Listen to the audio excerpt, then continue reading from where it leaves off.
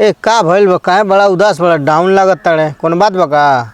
इनकर हालत बहुत बुरा बा। का हो गइल बा? अब बुरा ई बा कि इनका पियला वजह से। पियला के वजह से? हाँ। ढेर पिए ताड़े का? बहुत पियलन। पियला के वजह से इनकर मेहरारू छोड़ के चल गई। मौगी छोड़ के चल गई? घर में चल जाइहन, कुछ मिली बेच दिहन, ओकर गहना वहना कुछ। ठीक बा। तबीयत तो खराब लागत। हाँ, आज मिलल ना भई वैसे आ साइकिलो बेच देलहन। जौनची मिलला तौनची बेचिए देलहन। पी ले। हाँ, मौगी यही से भाग गली। कमाले ना का?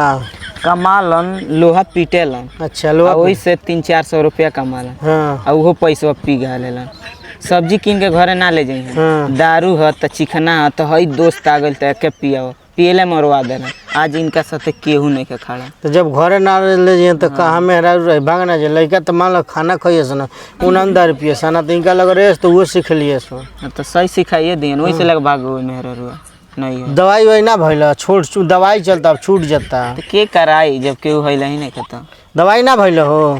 भाई मौगे मार बड़ी दवाई करल से बहुत सेवा कैले से दवाई के पैसा दी, लेकिन का कहब जब हटिए सुन तो बुझाई के हमारा कोई खींच के लेके जाता भट्टी पर एकदम। जबले पिए बनाई तो हम चैन से रह जाए पौधे। ओकर बिखो रहला, बिखोइए एक दिन माने 50-60 हजार के ऊपर रहला बिखाई जा। गनी एक दिन हम बेच दनी ओकरा के 10,000। आई होता तो इच्छा पर दारू पिए नहीं आ पी के गिर गई तो ये हमार तबीयत खराब है।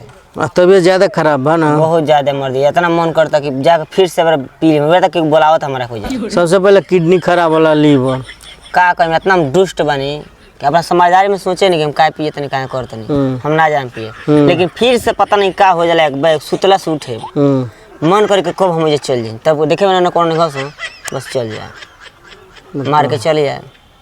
हम अपना मन में का बताई तस इतना गिरल इंसान हो गए, इतना हद से ज्यादा मैं कुछ समझ मर जेबो। डेढ़ दिन जीवो ना। हमार संगतिया 2 जने गइल लो, आँखों देखाल 6 महीना मर गए जानलो, ये दारू को वजह से। आ लोग जान ला जे एक दिन पिए तनी का हो, एक दिन से कुछ ना हो, एक दिन से स्टार्ट होला।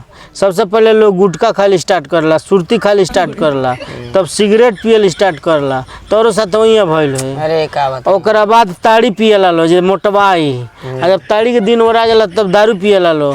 वो पहले कहला बियर पिए तनी, बियर पियला के बाद लागल लो देसी पिए। जब पैसा जले रहेला खूब तनी टाइट रहल रोकले रहल तले बियर चलेला, ओकर बाद देसी लागला चला, ओकर बाद फूली लागला चले जानलो। यहाँ तक लोग बा वही तूहो गुजरल हो बा। अरे वही तरह आए बरा के और बुरा हाल भइल बा। हर गांव में भट्टी खुलता जानलो, हर जगह भट्टी खुलता आ लोग ओइ में धधा के कूदता, कमाता ले जाके धोय आवता। एगो है अपने छोटे चुक चौराहा पर 2 लाख 3 लाख के बिक्री बा, आ एको बड़ा का लोग घर के लोग ना आवेला दारू पिए। सब गरीब गुरबा मजदूरा सबसे ज्यादा साजी गंजा के देखो ना, तरह तरह तू तो मान ला कौन कमिया बड़े, एगो तो लंगड़ बड़ा दुकान चलाओ तो ले जाके धोयो, तो वही तरह सारा लोग पहुँचता। 5,000 लोग सजिया खाना आवेला हो जाए। 200-300 रुपया कमाई दुकानिया पर रोज पी गल घर से कहीं से सब्जी ले जाता, हाँ ले आए। एक बैग हमारा काम माथा में घूमे लग जाए पूरा पैसा। ए बेरा तो से बताओ तनी 100 में 90% लोग दारू पियता, आ 90% में 80% युवा बाड़े सो। शादी में दारू, पार्टी में दारू, बर्थडे में दारू, कहीं प्रोग्राम में जाता तो दारू। अब चुनाव आवेला प्रधानी के, अब इतना रेल के पिए सो, ये सीखिए सो बर्बाद भइला के कारण होई। ई जान ला जगह तार हालत बनो तार तुमर जे बड़ी देख लो, अगर दारू ना छोड़ब तो गारंटी बा आ केहू दूसर के इलाज कराई ना। इतना तनिक आदत खराब बा, दरुए बिना में एक चैन नहीं रह पावत, नहीं खा रह पावत ना।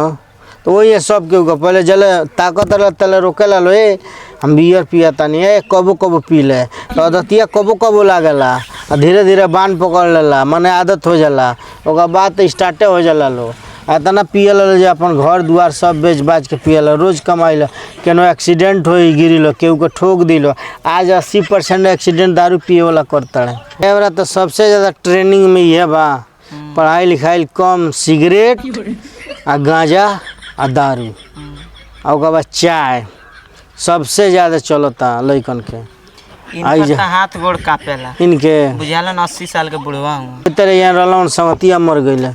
आज वो लोग लइकन के जाके देखो, केहू पूछे नहीं के और पूरा बुझाई जिले उन्हीं के हो जब पैसा कमाते रहता। आज उनका बुरा हाल बा।